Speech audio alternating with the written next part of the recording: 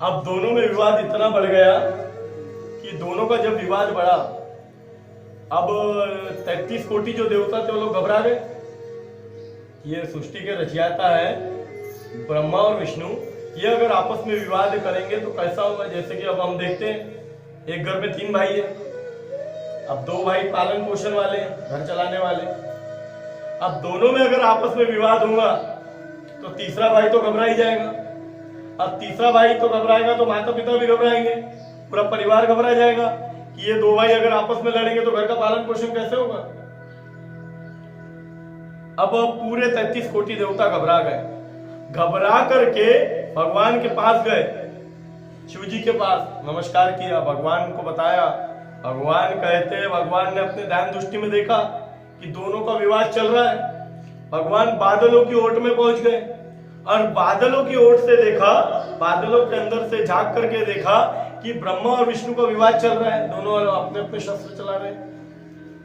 भगवान ने एक स्तंभ का रूप धारण कर लिया, एक महान स्तंभ का रूप धारण कर लिया। और जब एक महान स्तंभ का रूप धारण किया, अब दोनों में विवाद होते होते स्तंभ को देखा दोनों ने, समुद्र मंथन जैसा दोनों स्तंभ को हिलाने लगे। अब दोनों कहते हैं कि ब्रह्मा जी ठीक है, तुम आकाश में चले जाओ, अंतरिक्ष में, मैं पाताल में जाता हूं, तुम भगवान का सर देख करके आना और मैं पाताल में भगवान के पैर देख करके आऊंगा। दोनों में विवाद हुआ, दोनों में बातें हुई, और जो ये कार्य को संपूर्ण करेगा वह मनुष्य सृष्टि का रचयिता कहलाएगा, वो देवता कहलाएगा, वो अपने परम पिता कहलाएगा। अब विष्णु भगवान को तो मालूम था कि पाताल में भगवान के पैर तो है नहीं, विष्णु भगवान नहीं गए, वही रुक गए। अब ब्रह्मा जी अहंकार के कारण, ब्रह्मा जी कहां चले गए? ब्रह्मा जी अहंकार के कारण आकाशवाणी में चले गए, हंस का रूप धारण किया, आकाशवाणी में चले गए। एक केतकी का फूल गिर रहा था, जब एक केतकी का फूल वहां गिर रहा था तो गिरते गिरते ब्रह्मा जी ने बोले रुको, फूल को कहा रुको, कहां जा रहे हो? केतकी का फूल कहता है कि प्रभु कहां से आए हैं ये पता नहीं और कहां जाने वाला हूं ये भी पता नहीं, बस ऊपर से गिर रहा हूं। अब देखो, भगवान की इच्छा हो जहां भी गिरा दे। तो ब्रह्मा जी कहते हैं मैं सृष्टि का रचयिता हूं, मैं तुम्हें एक अच्छी योनि दे सकता हूं, 33 कोटि देवता परम पूजनीय तुमको पूजेंगे, लेकिन तुम्हें मेरा एक कार्य करना होगा। जैसे हम किसी मनुष्य को अगर उससे कोई अपना काम निकलवाना है तो पहले एक शर्त रख देंगे कि मैं तेरे लिए ये कार्य करूंगा तो तुझे मेरा ये कार्य करना होगा। इस प्रकार की ब्रह्मा जी ने वाणी की। वाणी में ब्रह्मा जी ने बोला कि तुम्हें मेरा एक कार्य करना होगा। तुम्हें विष्णु जी बैठे हैं पाताल में, विष्णु जी गए हैं, हमें खाली जाकर के विष्णु जी को तुम्हें खाली इतना बोलना है कि मैंने शिव जी का शीश देखा, शिव जी का मैंने मस्तिष्क देखा, केवल इतना ही तुम्हें कहना है। तो कहते हैं कि प्रभु मैं शिव परम पिता महादेव भूत भावन भूतेश्वर, इनसे कैसे झूठ कह सकता हूं, इनके बारे में कैसे झूठ कह सकता हूं मैं? अरे आपको तो विष्णु जी को कहना है, लेकिन अगर तुम मेरी कहानी मानोगे तो मैं सृष्टि का रचयिता हूं, तुम्हें कौन सी योनि देना है सब मेरे हाथ में। अब घबरा गया। जैसे हम किसी देखते हैं कहीं ऑफिस में, यहाँ बड़ा साहब अगर बोले कि तुम्हें यह कार्य करना पड़ेगा, चाहे वो गलत क्यों ना हो, तो मैं तुम्हारी पोस्ट बढ़ा दूंगा, तुम्हारे कार्य को आगे बढ़ा दूंगा, तुम्हें अच्छी पोस्ट पे बिठा दूंगा, अच्छी जगह पे आसन दूंगा, अच्छी जगह पे कार्य करोगे तुम। अब केतकी का फूल ब्रह्मा जी के बातों में आ गया। अब जब केतकी का फूल ब्रह्मा जी के बातों में आ गया तो कहते हैं कि चलते चलते केतकी के फूल के साथ चलते चलते गौ माता जा रही। अब गौ माता जा रही थी तो ब्रह्मा जी ने उसको भी रोका, हे गौ माता कहां जा रही हो? उन्होंने कहा बस चलते चलते जा रही हूं, भोजन की तलाश में जा रही हूं। तो ब्रह्मा जी कहते हैं कि मैं तुझे सर्वप्रथम रोटी दिलवाऊंगा। पृथ्वी पर अगर कोई भी कार्य करे तो मैं सर्वप्रथम रोटी तुझे दिलवाऊंगा। मैं सृष्टि का रचयिता हूं, परम पिता ब्रह्मा हूं। तुम्हें केवल झूठ बोलना है। तो मन में विचार करने लगी और कहने लगी कि महादेव शंभू के सामने मैं झूठ कैसे बोलूं?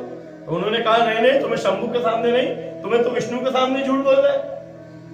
और केवल तुम्हें इतना ही झूठ बोलना है कि तुमने भगवान शिव जी के मस्तिष्क को देखा। अब कांपने लगी, लेकिन फिर भी परम पिता ब्रह्मा जी है, और अगर ऐसा नहीं करोगे तो तुम्हारी योनि मेरे हाथ में है। तुम्हें कौन सी योनि में डालना है? मैं तो परम पिता ब्रह्मा हूं, सृष्टि का रचयिता। अब ब्रह्मा जी की बातों में गौ माता आ गई, दोनों आ गए। आ करके गौ माता ने कहा विष्णु जी के सामने कि कहने लगे कि विष्णु जी, क्या आपने भगवान के चरण को देखा? अब विष्णु जी को तो मालूम था कि भगवान के चरण है नहीं शिव जी के, तो उन्होंने मना कर दिया, नहीं मैंने भगवान के चरण को नहीं देखा, मैं पता लगाया नहीं, मैंने भगवान के चरण को नहीं देखा। तो वो कहते हैं ब्रह्मा जी कि मैंने तो भगवान के मस्तिष्क को देखा। अगर तुम्हें मेरी बातों पर विश्वास नहीं है तो केतकी से पूछ लो, उनसे विश्वास नहीं है तो गौ माता से पूछ लो। अब ऐसा कार्य आया कि मनुष्य को उस समय से 2 गवाही की जरूरत पड़ने लगी। हम देखते हैं मुकदमा, कोर्ट, कचहरी, अदालत, सब जगह क्या लगता है? 2 गवाह लगती है। तो वहां से 2 गवाह आ गए। यानी मनुष्य खुद का सत्य भी किसी के सामने नहीं रख सकता। उस समय मनुष्य खुद का सत्य रखता था, खुद की वाणी बोलता था, खुद के सत्य को साबित कर सकता था कि मैं सत्य हूं। लेकिन ये 2 गवाह आने की वजह से वहां से 2 गवाह पूरे संसार में चालू हो गए। कोर्ट, कचहरी, मुकदमा, अदालत, घर बनाओ, कुछ भी बनाओ, हर प्रकार में तुमको 2 प्रकार के व्यक्ति को रखना पड़ता है गवाह में। 2 प्रकार के गवाह ब्रह्मा जी लेकर के आ गए। अब वह ऐसे गवाह लेकर के आए, उस युग में तो आई, कलयुग में भी 2 गवाह वाली प्रथा आ गई। अब हर जगह 2 गवाह लगने लग गई। किसी की शादी करते हो, विवाह इत्यादि करते हो तो भी तुम्हें 2 गवाह लगती है। फॉर्म में लिख करके आता है, जो भी हम फॉर्म भरते हैं, जो भी एप्लीकेशन फॉर्म भरते हैं, उसमें डायरेक्ट लिख करके आता है गवाहदाराचे नाव, गवाहदार के नाम, 2 गवाह। अब केतकी के फूल को विष्णु जी ने पूछा, क्या तुमने भगवान के मस्तिष्क को देखा? तो कहती है हाँ, मैंने तो भगवान के मस्तिष्क को देखा। तो आकाशवाणी हुई कि ये केतकी का फूल झूठ बोल रहा है। स्तंभ जो था वो स्तंभ से आकाशवाणी हुई कि ये केतकी का जो फूल है, ये केतकी का फूल झूठ बोल रहा है। अब केतकी का फूल झूठ बोल रहा है तो कहने लगे कि एक काम करो, फिर भी तुम्हें विश्वास नहीं है मेरी बातों पर, गौ माता से पूछ लो। गौ माता से पूछते, क्या तुमने भगवान के मस्तिष्क को देखा? वो भी झूठ कहने लग गई। हाँ, मैंने तो भगवान के मस्तिष्क को देखा। एक रोटी का सवाल जो था, एक रोटी के लिए मनुष्य झूठ बोल देता है हर जगह। एक रोटी, धन दौलत कितना भी हो, करोड़ों अरबे रुपए की संपत्ति हो, जायदाद हो, कई रुपए का सोना हो, लेकिन मनुष्य जो कार्य करता है सुबह से शाम तक केवल रोटी के लिए, अन्न के लिए, और अन्न खाने से विकार पैदा होते हैं, जैसे कि काम, क्रोध, लोभ, मोह, अहंकार मनुष्य को है, देवी देवताओं को नहीं है अन्न खाने से। अब एक रोटी के चक्कर में गौ माता ने झूठ बोल दिया। फिर स्तंभ से आकाशवाणी हुई कि हे गौ माता, तू तो जगत की माता है, तू तो जगत की माता है, लेकिन फिर भी तूने झूठ बोला, तू झूठ बोली। जगत की माता होते हुए भी तू झूठ बोली। अब गौ माता को श्राप लगा, गौ माता को 2 बार श्राप लगाया। अब दूसरी बार एक बार गौ माता को कब श्राप लगा? दशरथ जी जो थे मृत्यु हो गई। मृत्यु के पश्चात फाल्गु नदी, वहां पर भगवान को कहने लगे, हे राम, हे पुत्र, तुम मेरा पिंडदान करवा दो। मेरा पिंडदान जब तुम करवा दोगे तो मैं मुक्त हो जाऊंगा। अब भगवान अन्न इत्यादि लेने के लिए गए। माता सीता भी गई फाल्गु नदी के पास स्नान करने के लिए। माता सीता जब स्नान करने के लिए गई तो स्नान करते समय फिर दशरथ जी ने कहा कि बहू, तुम मेरा पिंडदान करवा दो। मेरा पिंडदान अगर तुम करवा देती हो तो मुझे मुक्ति मिलेगी, मैं योनि से मुक्त हो जाऊंगा। तो माता सीता कहती है कि प्रभु, कि हे पिताजी, मैं आपके पिंडदान को तो कर दूंगी, लेकिन उसके लिए पिंडदान के लिए अन्न इत्यादि की जरूरत पड़ती है। अन्न इत्यादि मैं कहां से लाऊंगी? पति स्वामी गए हैं लाने के लिए, लाते तो पिंडदान करते, तो मैं तब तक रुक नहीं पाऊंगा। दशरथ जी कहते हैं कि मैं तब तक रुक नहीं पाऊंगा। तो उन्होंने क्या किया? माता सीता ने पिंड बनवाए, फाल्गु नदी की रेती ली और रेत लेकर के पिंड बनवाई। अब पिंड बनवा करके एक पिंड उसने किसको दिया? एक पिंड उसने ब्राह्मण देवता को दिया। रेत का एक पिंड बना करके ब्राह्मण देवता को दिया। गौ माता आ रही थी, एक पिंड बना करके गौ माता को दिया और एक पिंड बनाकर फाल्गु नदी में दिया और एक पिंड बना करके दशरथ जी को दिया। स्वामी आए अन्न लेकर, कहने लगे कि सीता, हमें पिताजी का आज पिंडदान करना है, हमें पिताजी का आज पिंडदान करना है। तो कहती है कि मैंने तो पिताजी का पिंडदान करवा दिया, तो अन्न इत्यादि नहीं होने की वजह से तुमने कैसा तुमने पिताजी का पिंडदान किया? तो कहती है कि आपको मेरी बातों पर अगर विश्वास नहीं है, आपको मेरे में अगर शंका है, तो आप एक काम कीजिए। अगर आपको किसी भी प्रकार की शंका है तो आप एक काम कीजिए, फाल्गु नदी से पूछ लीजिए। तो फाल्गु नदी कहती है, मन में विचार करने लगी, अन्न नहीं, जल नहीं, कुछ नहीं, मेरी रेती उठाई, मेरे में ही डाल दिया और कहती है पिंडदान हो गया। फाल्गु नदी ने झूठ बोल दिया। गया में जो फाल्गु नदी है उसने झूठ बोल दिया, नहीं कोई पिंडदान नहीं हुआ। तो माता सीता ने फाल्गु नदी को श्राप दे दिया कि जब तक तुझे खोदा नहीं जाएगा तुझमें जल नहीं आएगा। हम गए जाते हैं, वहां देखते हैं उसे खोदना पड़ता है, उस रेत को हटाया जाता है, तब जाकर के वहां जल आता है और फिर हम वहां पर पिंडदान करते हैं। दूसरा ब्राह्मण देवता को कहा है, ब्राह्मण देवता, तुमको तो मैंने दिया था, तुमको तो मैंने पिताजी का पिंडदान दिया है, तुमको तो पिताजी का पिंड दिया है, तुम तो बता दो। ब्राह्मण देवता भी झूठ बोल दिए। अब ब्राह्मण देवता बोले कि अन्न देते, घर में लेकर के जाता, बच्चे खाते, पत्नी खाती, भरण पोषण होता। रेती का कहीं पिंड होता है? रेत उठाई, पिंड बनाया, मुझे दे दिया, एक ही पिंड होता है? उसने भी झूठ बोल दिया, नहीं कोई पिंडदान नहीं किया। माता सीता ने ब्राह्मण को श्राप दिया। ब्राह्मण को क्या श्राप दिया कि तू कितनी भी जायदाद, कितनी भी प्रॉपर्टी, कितनी भी संपत्ति, कितना भी धन इकट्ठा कर, लेकिन फिर भी तेरा हाथ ऐसा का ऐसा ही रहेगा, फिर भी तेरा हाथ मांगने वाला ही रहेगा। तो ब्राह्मण को श्राप है वो माता सीता का। ब्राह्मण के पास करोड़ों का धन हो, प्रॉपर्टी हो, सब कुछ हो, फिर भी वो यजमान के यहाँ जाएगा ही और यजमान के यहाँ पर जा करके वहां से जब तक वो दक्षिणा ना लाए तब तक वो ब्राह्मण नहीं होगा। क्योंकि सीता माता ने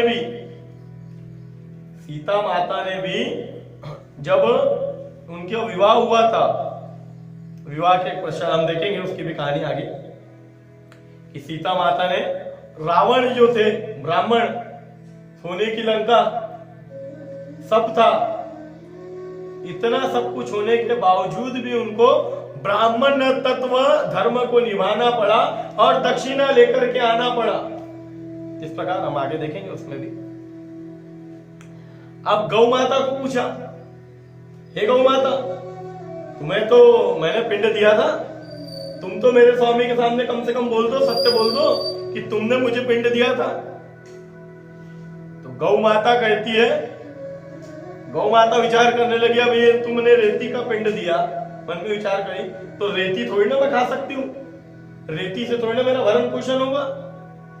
गौ माता झूठ बोल दी, गौ माता। और गौ माता ने भी झूठ बोल दिया, कहती है कोई पिंडदान नहीं हुआ। माता सीता झूठ बोल रही है।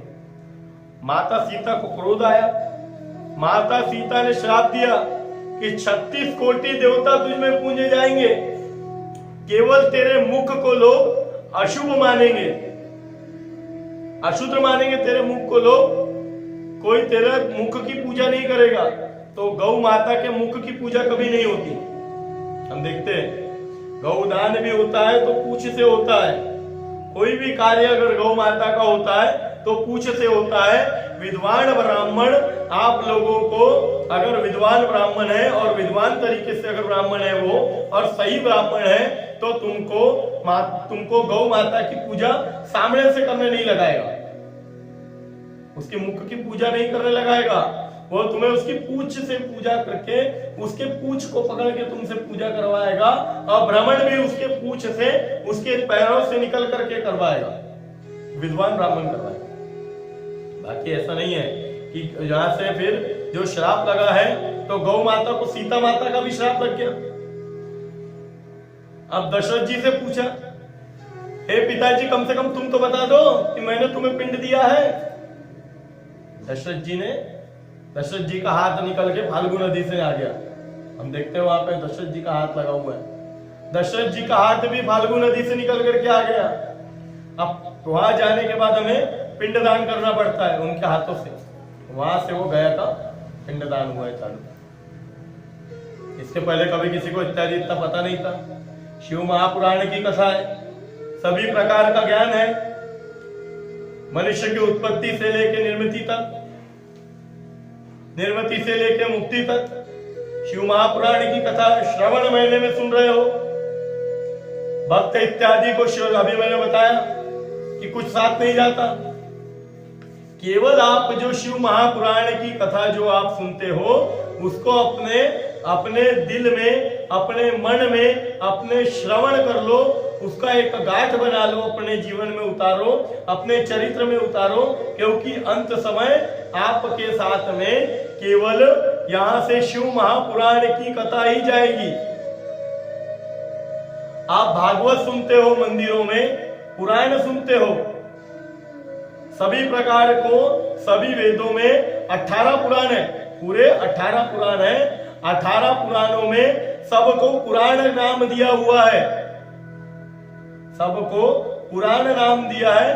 खाली शिव महापुराण ही एक ऐसा है जिसको शिव महापुराण कहा गया है, क्योंकि यह तुमको अगर श्रावण महीने में अगर तुमको यह सुनने का लाभ प्राप्त होता है तो यह लाभ तुम्हें वैकुंठ तक कर लेकर जाता है, स्वर्ग लोक तक कर लेके जाता है।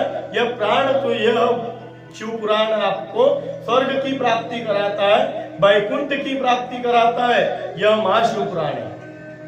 इसलिए भगवान शंकर जी ने महाशिव पुराण क्या है, और महाशिव पुराण के जो है यजमान, महाशिव पुराण के यजमान है शंकर जी और पार्वती। शंकर जी और पार्वती माता ही महाशिव पुराण के यजमान है। अभी हम आगे देखेंगे चंचूला देवी की जो हमारी कहानी है, वो जो हमारी रुक गई है, उस कहानी को हम आगे देखेंगे। तो अब केकती का जो फूल था, झूठ बोल दिया, जा करके झूठ बोलता है, कहता है कि मैंने तो भगवान के मस्तिष्क को, भगवान के सिर को देखा, स्तंभ से आकाशवाणी हुई कि ये केतकी का फूल झूठ बोल रहा है। अब जैसे ही केतकी का फूल झूठ बोला, गौ माता झूठ बोली, ब्रह्मा जी का अहंकार खत्म नहीं हो रहा, ब्रह्मा जी झूठ बोल रहे। भगवान शंकर अचानक प्रकट हो गए। प्रकट हो गए तो केतकी का फूल रोने लगा। केतकी का फूल देखा आपने सबने? देखा है कभी केतकी का फूल? केतकी का फूल होता है। अब उसको रोने लगा। अब जब कोई रोता है, अब भगवान तो भोले भंडारी है, महादेव है। मैंने कल बताया था कि भगवान महादेव ही एक ऐसे है कि जहां पर हर प्रकार से आपकी मनोकामनाएं पूरी होती है, और सबसे ज्यादा और सबसे पहले प्रसन्न होने वाले अगर कोई देव है तो देवाधिदेव महादेव है। बाकी भगवान को वस्त्र दो, मिठाई दो, अनेक अनेक प्रकार के सामग्री दो, लेकिन देवाधिदेव महादेव इनको कुछ नहीं चाहिए। हम जाते हैं महादेव के मंदिर में, अभी श्रावण महीना चल रहा है, सब जाएंगे, स्त्रियों की इत्यादि लाइन लगेंगी। महाशिव पुराण की कथा सुन रहे हो, आपको यहां से ज्ञान मिलेगा। जो ज्ञान आपको आपके जीवन काल में उतारना है कि भगवान के मंदिर में कैसे जाते हैं, भगवान की पूजन कैसी करना चाहिए। अब हम जाएंगे, श्रावण महीना चल रहा है, महादेव के मंदिर में जाएंगे, वहां लोटा रखा रहेगा, वही का लोटा उठाएंगे, वही का पानी उठाएंगे, वही के शंकर जी लेंगे और वहीं पे उंडेल देंगे। यही कार्य करेंगे ना, इससे पितृदोष पैदा हो जाएगा। हमारे पितरों का जो वास होता है, हमारे पितरों का वास हमारे किचन में होता है। हमारे जो किचन होता है वहां पे हमारे पितरों का वास होता है। पुराने लोग वहां पे पितरों का वास रखते थे, उनके नाम से मटका रखते थे, मटका इत्यादि रखते हैं हम, गुंडी इत्यादि मटका वगैरह रखते हैं, वहां हमारे पितरों का वास होता है। लोग करते हैं, जाते हैं, वहीं के शंकर जी को लेते हैं, वहीं का पानी लेते हैं, वहीं पे उंडेल देते हैं, वहीं पे वापस आते हैं। तो ये हमारे यहाँ से हमारे पितृदोष लगता है। हमें जब शंकर जी के मंदिर में जाना है, घर से लोटा लेकर के जाना है, घर का शुद्ध भरा हुआ जल ये लेकर के जाना है, शंकर जी का अभिषेक करना है, शंकर जी पे दूध इत्यादि छोड़ना है, वहां भगवान की पूजा करेंगे। नहीं तो हम शंकर जी का ही लोटा लेंगे, वहां पे लोटे रखे होते हैं बहुत सारे, वहीं का लोटा लेते हैं, वहीं का पानी लेते हैं, शंकर जी पे वहीं पे चढ़ाते हैं, तो वहां से हमें पितृदोष लगता है। पितरों के देवता भी भगवान शंकर है और वास्तु के देवता भी भगवान शंकर है। घर में क्लेश इत्यादि पितरों से, पितरों का श्राप, तो हमें जब जाना है तो अपने घर से लोटा लेना है, अपने घर से लेकर के जाना है, अपने घर से ही जल लेकर के जाना है, और महादेव शिव शंकर भूत बावन भूतेश्वर के स्नान करानी है, अभिषेक करना है भगवान का, नमस्कार करना है, प्रार्थना इत्यादि करना है। और हमारा जो दीपक है वो दीपक भी हमें अपने घर से ही लेकर के जाना है, क्योंकि आप जब जाते हो तो वहां पे मंदिर में दीपक रखे रहते हैं, दीपक रखे रहते हैं, अपने घर से तेल लेकर के जाते हो, दीपक में तेल डाल दिया, वहीं की बत्ती उठाई, बत्ती को थोड़ा बड़ा कर दिया, वहीं पे माचिस लगाई, अंगार अग्नि इत्यादि लगा दी। लगाने करके बाद में वहां से उसका पुण्य तुम्हें नहीं मिलता, उसका जो पुण्य है वो पुण्य चले जाता है किसको? जिसने दीपक लगाया था पहले, पूरा पुण्य उसको चला गया, तुम्हारे पास कुछ नहीं बचा, तुम्हारा तेल भी वहां पे वेस्ट हो गया, और तुम्हारा तेल तो वेस्ट हुआ ही हुआ, तुम्हारी बत्ती भी, तुम्हारी आराधना भी और तुम्हारी भक्ति भी, कुछ नहीं याद आया। इसलिए जब शिव जी के मंदिर में जाओ तो घर से दीपक लेकर के जाओ, घर से बत्ती लेकर के जाओ, घर का घी लेकर के जाओ, शुद्ध घी का दीपक लगाओ, पीपल में शुद्ध घी का दीपक लगाओ, जिससे हमारे पितृ खुश होते हैं, हमारे पितृ खुश होते हैं। अभी मैंने बताया कि बेलपत्ती को क्या करना है श्रावण के महीने में, बेलपत्र की जो बीच की पत्ती होती है, ब्रह्मा विष्णु महेश तीनों है, बीच की जो पत्ती होती है उसमें शहद लगाना है, मधु इत्यादि लगाना है। कोई कार्य तुम्हारा रुका हुआ है, जो भगवान भोलेनाथ आप प्रार्थना कर रहे हो, होता है कभी कभी। भगवान के पास बहुत बड़ी फाइल है, सृष्टि के रचयिता है, पूरे भक्तों को देखना है, पूरे सृष्टि को देखना है। हो सकता है भगवान को जा करके शहद लगा करके हथेली में लगाओ और पिंडी में उसको चिपका दो, और आपकी जो भी आराधना है वह भगवान के सामने नमन करो, भगवान के सामने बताओ, भगवान तुम्हारी इच्छा को पूर्ण करते हैं। इस प्रकार हमें भगवान शिव जी के मंदिर में जाना है। सबसे भोले और सबसे ज्यादा प्रसन्न होने वाले और कम समय में भगवान फल देने वाले भगवान महादेव। भगवान ने अपना भस्म कंगन दे दिया था, भस्मासुर को भगवान ने अपना कंगन दे दिया था। आगे हम कथा में आएंगे, कथा में हम उसके बारे में सब सुनेंगे कि भगवान ने किस प्रकार दिया था कंगन, फिर कैसा हुआ जालंधर, कहां से इसकी उत्पत्ति, कैसा, हम सब कथा में आगे जाएंगे। अब क्या हुआ कि वहां पे केतकी का फूल रोने लगा कि प्रभु मेरी तो कोई गलती नहीं है, मैंने तो ब्रह्मा जी के कहने पर झूठ बोला। तो भगवान ने केतकी के फूल को श्राप दिया कि तुम 36 कोटि देवता पे, क्योंकि केतकी का फूल रोने लगा, जब कोई रोता है तो भगवान माफ कर देते हैं, भगवान तो दया के सागर है। भगवान ने माफ कर दिया कि तुम केतकी के फूल तुम सब पर चढ़ोगे, लेकिन तुम मुझ पे नहीं चढ़ोगे। और यदि गलती से भी मुझ पे केतकी का फूल चढ़ाता है तो उसे ब्राह्मण हत्या का दोष लगेगा, उसे ब्राह्मण हत्या का दोष लगेगा। केतकी का फूल भगवान शंकर पे नहीं चढ़ता। पहले सबसे ज्यादा सुगंधित और सबसे ज्यादा भगवान शिव को प्रिय था केतकी का फूल, लेकिन झूठ बोलने की वजह से उसको वहां से भगवान शिव शंकर ने, भगवान महादेव ने उसका त्याग कर दिया। केतकी का फूल रोने लगा। माता, गौ माता, तू जगत की माता होते हुए भी झूठ बोली, तू झूठ बोली। झूठ बोलने की वजह से भगवान ने उसको भी श्राप दे दिया। माता भी रोने लगी, हे शिव शंभु, हे भोलेनाथ, हे महादेव, मैं तो ब्रह्मा जी के बोलने पर झूठ बोला, मेरी तो इसमें कोई गलती नहीं है, मैंने तो ब्रह्मा जी के बोलने पर झूठ बोला। फिर भी ब्रह्मा जी बोले जा रहे हैं कि आकाशवाणी झूठी है, ये जो आकाशवाणी है यह आकाशवाणी झूठी है। ब्रह्मा जी इस प्रकार कहने लगे। गौ माता को भी श्राप दिया कि तू सब जगह पूछी जाएगी, लेकिन तेरे मुख को अशुभ माना जाएगा। तो हम देखते हैं गौ माता के मुख को शुभ माना जाता है। अब जो माता लक्ष्मी है, एक दिन 36 कोटि देवता का वास हो रहा था। माता लक्ष्मी 36 कोटि देवता का वास हो रहा था गौ माता में। माता लक्ष्मी सबसे लेट पहुंची। अब जब माता लक्ष्मी सबसे लेट पहुंची, तो अब माता लक्ष्मी लेट पहुंची तो भगवान के पास कहा कि अभी लक्ष्मी को भी वास करवाना है। तो गौ माता के गोबर में लक्ष्मी का वास दिया गया। हम माता लक्ष्मी का जब वास दिया गया तो हम गौ माता जो है, गौ माता के गोबर को हम तुरंत उठा लेते हैं, घर में लिपते हैं ना गौ माता को, गोबर को। बाकी का हम गोबर को हाथ भी नहीं लगाते, लेकिन गौ माता के गोबर को हम पूछते हैं, क्योंकि उसमें महालक्ष्मी, माता लक्ष्मी का उसमें वास है, इसलिए हम गौ माता के गोबर को इत्यादि। तो गौ माता को भी श्राप मिला, तो झूठ बोल। अब ब्रह्मा जी फिर भी नहीं मान रहे। ब्रह्मा जी कहते हैं आकाशवाणी झूठी है।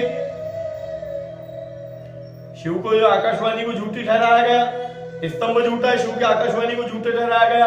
महादेव एकदम क्रोधित हो गए, महादेव एकदम क्रोधित हो गए, जटा वटा फैला दिए, एकदम नेत्र वेत्र खोल दिए। अपने भाव के बीच में से एक बाल तोड़ा और जोर फेंक करके मारा। एक भैरव पैदा हो गया और उस भैरव को कहने लगे कि काट दे ब्रह्मा का सिर, तू ब्रह्मा का सिर काट दे। भैरव ने अपनी पैनी उंगली से, यानी कि अपने नाखून से तलवार निकाली और तलवार निकाल करके ब्रह्मा जी के 5 मुख थे पहले, ब्रह्मा जी का सिर बालों से पकड़ा ब्रह्मा जी को अब ब्रह्मा जी को बालों से पकड़ करके ब्रह्मा जी का सिर काट दिया। अब जैसे ही ब्रह्मा जी का सिर कटा तो ब्रह्मा जी का सिर लुढ़कते लुढ़कते लुढ़कते लुढ़कते लुढ़कते लुढ़कते कहां गया? लुढ़कते लुढ़कते लुढ़कते लुढ़कते जाने लगा। तो भगवान के फिर भी ब्रह्मा जी झूठ बोल रहे हैं, आकाशवाणी झूठी है, आकाशवाणी झूठी है, आकाशवाणी झूठी है कहने लगे ब्रह्मा जी। वो रक्त जो चलने लगा तो वो रक्त से कर्मनाशा नदी बन गई। भगवान ब्रह्मा के रक्त से कर्मनाशा नदी बन गई। अब कर्मनाशा नदी का है, कर्मनाशा नदी है लखनऊ से इलाहाबाद के बीच में, 14 किलोमीटर की नदी है। शास्त्र में दिया 14 किलोमीटर की नदी है शास्त्रों में। लेकिन अगर आप नेट पे सर्च करते हो तो 20 किलोमीटर बताएगा आपको कर्मनाशा नदी। जहां पर साफ साफ लिखा हुआ है, बोर्ड लगे वहां पर कि यहां हाथ तक धोना मना है। यदि कोई मनुष्य जाकर के वहां हाथ इत्यादि भी धो लेता है तो वह मनुष्य के जितने उसके कर्म किए होंगे, बाप दादा परदादा जितने भी किए होंगे, व्रत इत्यादि किया होगा, उपास किया होगा, व्रत किया होगा, जो भी कार्य किया होगा, भगवान को दिया लगाया होगा, अगरबत्ती लगाया होगा, जो भी किया होगा, वो पूरे कर्म उसके नाश हो जाते हैं। उस नदी का नाम है कर्मनाशा नदी। लखनऊ से इलाहाबाद के बीच में बहती है कर्मनाशा नदी। महान विद्वान लोग हैं, जो महान ब्राह्मण होते हैं, महाविद्वान लोग होते हैं, वो कर्मनाशा नदी के उस पार कोई कार्य नहीं करते, सभी कार्य इस पार किए जाते हैं। अब आप सबके मंदिर में झूठ बोल सकते हो, केवल देवादि देव महादेव शंकर जी के मंदिर में आप झूठ नहीं बोल सकते। बताया मैंने आपको, शंकर जी के मंदिर में, शंकर जी के यहाँ पर, शंकर जी के धाम में आप झूठ नहीं बोल सकते, क्योंकि भगवान का नाम है सत्यम शिवम सुंदरम। भगवान को सत्य प्रिय है, सत्य बोलने वाला भगवान को प्रिय है। कल मैंने बताया था कि गुरु भी शिष्य को मिला देता है और शिष्य भी गुरु को मिला देता है। गुरु कल हमने देखा था कैसे शिष्य ने भगवान से, रामचंद्र से, लक्ष्मण जी से, सीता माता से अपने गुरु को मिलवा दिया शिष्य ने, क्योंकि भोला था शिष्य। उसकी भक्ति में कोई छल, कोई कपट, कोई पाप इत्यादि कुछ भी नहीं था, वह एकदम भोला था। और भगवान शिव शंकर को, महादेव को भोले भक्त बहुत पसंद है, जिनके मन में कोई छल ना हो, कोई कपट ना हो, भगवान की भक्ति करे, भगवान की भक्ति को ही करते रहे, किसी भी प्रकार का छल कपट मन में ना रखे। ऐसे शिव महादेव भोलानाथ, ऐसे उनको भक्त पसंद। फिर भी ब्रह्मा जी झूठ बोल रहे हैं, कर्मनाशा नदी बन गई। कर्म से पूरे, यानी कि तुम्हारे कर्म, बाप दादा परदादा जितने भी तुमने कर्म किए, कर्मनाशा में नदी में सब जाकर के नष्ट हो जाता है। वहां का पानी पक्षी तक नहीं पीते। अब पक्षियों को कौन जाके समझाएगा? कर्मनाशा नदी। अब ब्रह्मा जी का जैसे ही सिर कटा, ब्रह्मा जी का सर लुढ़कते लुढ़कते गया। अब महाकाल को क्रोध आया, फिर भी ब्रह्मा जी झूठ बोल रहे हैं। महाकाल ने जैसे ही भैरव को आदेश दिया तो विष्णु जी भगवान के चरण को पकड़ लेते हैं, महादेव के चरण को पकड़ लेते हैं कि ब्रह्मा को माफ कर दो, ब्रह्मा को छोड़ दो। ब्रह्मा जी से गलती हो गई, ब्रह्मा जी ने भी चरण को पकड़ लिया, रोने लगे। ब्रह्मा जी रोने लगे, बहुत रोने लगे। फिर ब्रह्मा जी को भी, अब शिव शंकर तो दया का सागर भोलेनाथ महादेव, जैसे ही भोलेनाथ ने देखा कि वो क्षमा याचना करने लगे तो भोलेनाथ महादेव ने कहा कि ब्रह्मा जी, तुम्हारे से सृष्टि का, तुम अधर्म को, तुम जितने भी तुम्हारे कार्य होंगे, लेकिन जितने भी अशुभ कार्य होंगे, जैसे पिंडदान, ये सब कार्य तुम्हारे से ही वो होंगे। तुम पापियों को उनके पाप का दंड दोगे। वहां से भगवान शिव जी ने वहां से ब्रह्मा जी को कहा है कि तुम पापियों को उनके पाप का दंड दोगे। तुम भगवान के, तुम जो पापी जो व्यक्ति है, उनके कर्म को देखकर तुम उनका दंड दोगे, उनके पुण्य को देखकर उनके दंड को तुम दोगे, उनके फल को तुम दोगे।